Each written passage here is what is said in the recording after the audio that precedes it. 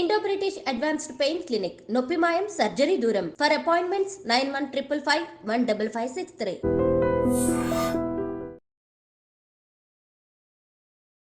నమస్తే, welcome to I dream. నేను మీ ఝాన్సీ. ప్రస్తుతం మనతో ప్రముఖ ఆధ్యాత్మికవేత్త ప్రొఫెసర్ ఇంకా డాక్టర్ ములుపూడి సత్యనారాయణ మూర్తి గారు ఉన్నారు. ఈరోజు కొన్ని మంచి విషయాలు అడిగి తెలుసుకుందాం.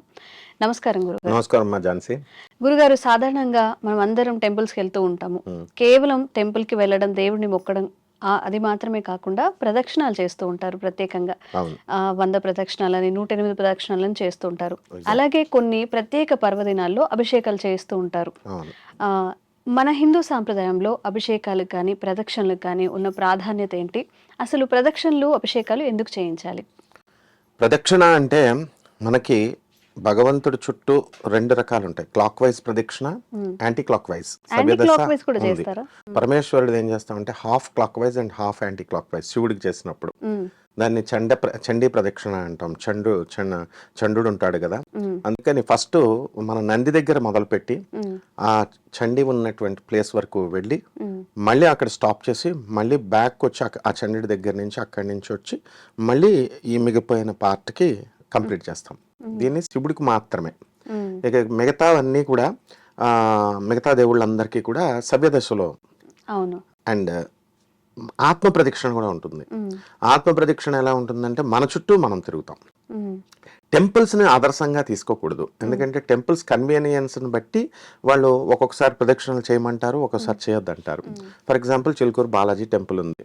ఈ రోజు కనుక మనం వెళితే ఆత్మ ప్రదక్షిణ నిషిద్ధం అని బోర్డు పెట్టేశారు వాళ్ళు, రంగరాజన్ గారు. అంటే అక్కడ చేయడం కుదరదు కాబట్టి, ఎక్కువ జనం వస్తున్నారు కాబట్టి. ఇక్కడ ప్రదక్షిణల్లో ఉన్నటువంటి ఆంతర్యం ఏమిటంటే మనము భూమి సూర్యుడి చుట్టూ, అన్ని గ్రహాలు కూడా సూర్యుడి చుట్టూ తిరుగుతున్నాయి. సూర్యుడి చుట్టూ తిరుగుతున్నప్పుడు మనము కూడా అదే డైరెక్షన్లో, ప్లానెట్ తిరిగేటటువంటి డైరెక్షన్లో మనము తిరిగినప్పుడు ద గ్రావిటేషనల్ ఫోర్స్, గురుత్వాకర్షణ శక్తి will be nullified, will be minimum. అంటే ఫర్ ఎగ్జాంపుల్ ఇప్పుడు ఒక కారు తిరుగుతోంది, దానిపైన ఒక బ్లాక్ పెడతాం, ఇటుక పెడతాం. కారు మీద ఇటుక పెట్టినప్పుడు ఇలా తిరుగుతుంది. కారును ఇటుక అలాగే ఉన్నాయి. సో వీటిద్దరి మధ్య ఉన్నటువంటి వెలాసిటీ 0, వేగం 0. రేట్ ఆఫ్ చేంజ్ ఆఫ్ వెలాసిటీనే యాక్సిలరేషన్ అంటాం. అంటే final velocity minus initial velocity by time ఎంత అన్నదే యాక్సిలరేషన్ అంటాం. దీన్నే గురుత్వాకర్షణ శక్తి అంటాం. అది వెలాసిటీయే లేనప్పుడు 0 అయిపోయింది. అంటే మనం చేసినప్పుడు, ప్రదక్షిణలు చేసినప్పుడు భగవంతుడి నుంచి మనకు వచ్చేటటువంటి శక్తి మన దగ్గరే ఉండిపోద్ది. అలా కాకుండా ఉంటే మామూలుగా భూమి ఏం చేస్తుందంటే ఆకర్షిస్తుంది. ఇది హైయెస్ట్ ఫిలాసఫీ. అలాగే ఈ జియోమెట్రిక్ లైన్, భూమధ్య రేఖ మీదగా ఉజ్జయిని మహాకాళేశ్వరుడు టెంపుల్, ఆ శివలింగం దాని మీద ఉంటుంది. దీన్ని సైంటిఫిక్ గా ఆ భూమధ్య రేఖ మీద ఉన్నటువంటి ఎక్కడైనా సరే మనం పూజ చేసినప్పుడు యాక్సిలరేషన్ ఆర్ ద గురుత్వాకర్షణ శక్తి, gravitational force will be minimum on the equator అన్నాడు. జియోమెట్రిక్ ఫిజిక్స్ చెప్తోంది. ద పోల్స్ వచ్చేసరికి మాక్సిమం ఉంటుంది. కేవలము దీనికోసమే ప్రదక్షిణ అనేది మహర్షులు పెట్టారు. ఇది అందరికీ అర్థం కాదు కాబట్టి సైంటిస్టులుగా దిగంట. ఇప్పుడు నేను ఒక ఫిజిక్స్లో ఐఐటి మెడ్రాస్లో డాక్టరేట్షిప్ చేసినవాడిని కాబట్టి అర్థమవుతుంది, చెప్పే స్టూడెంట్స్కి అర్థమవుతుంది. పాపం మామూలు జనానికి అర్థం కాదుగా. అలాగే రెండవది, ప్రదక్షిణలో ఇంకో అంతర్యం ఏమిటంటే ఎవరికైతే ఒక ఆఫీస్లో మనం పనిచేస్తున్నప్పుడు ఆ బాస్ చుట్టూ మనకు ట్రాన్స్ఫర్ కావాలంటే ఆ బాస్ చుట్టూ తిరగాల, మన కొలీగ్స్ చుట్టూ తిరగాల, మన ఆఫీస్ చుట్టూ తిరగాల. తిరిగినప్పుడు పని అవుద్ది. ఒకసారి కాకపోయినా రెండోసారి చేస్తారు. కేవలము భగవంతుడికి ఈ రకంగా ప్రదక్షిణలు చేస్తే కనుక ఖచ్చితంగా మన పనులు అవుతాయి. ఒకటి, అది మళ్ళీ మూఢనమ్మకంగా మార్చుకోకూడదు.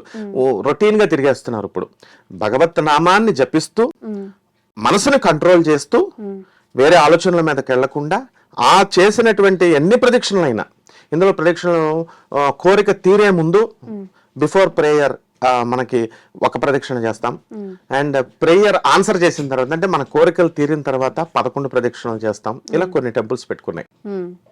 సో మనకి ఈవెన్ ఆ నెంబర్స్ కంటే కూడా ఆడ్ నెంబర్స్ లో చేయాలి. అంటే 1 ప్రదక్షిణ, 3 ప్రదక్షిణలు, 5 ప్రదక్షిణలు, 7, 11, 9 ఈ విధంగా ఆ విధంగా ప్రదక్షిణలు కనుక చేసినట్లయితే తప్పకుండా శక్తి వస్తుంది. ఇకపోతే అభిషేకానికి వద్దాం. అభిషేకాల్లో శాస్త్రాలు ఏవి చెప్పినా, వేదాలు కానీ మన పురాణాలు ఎక్కడ చూసినా సరే పూజలు ఉత్తి వాటర్ తో చేయమన్నాడు, శుద్ధోదక జలం మాత్రమే.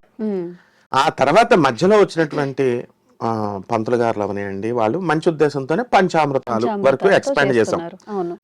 ఆవు నెయ్యి, ఆవు పెరుగు, తర్వాత ఆవు పాలు, చక్కెర అండ్ తేనె, ఈ 5తో చేస్తాం.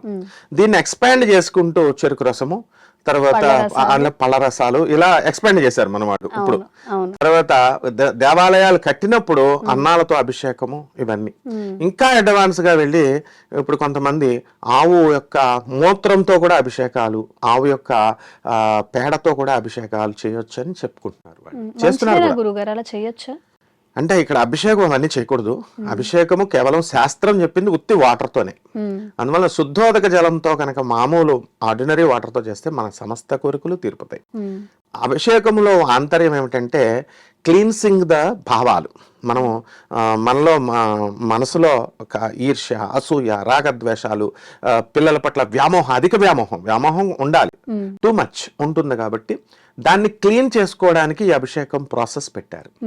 అభిషేకం శివుడికి అభిషేకం చేయడం వల్ల ఏమవుతుందంటే ఆ వాటర్ వల్ల మనకు అదొకటి.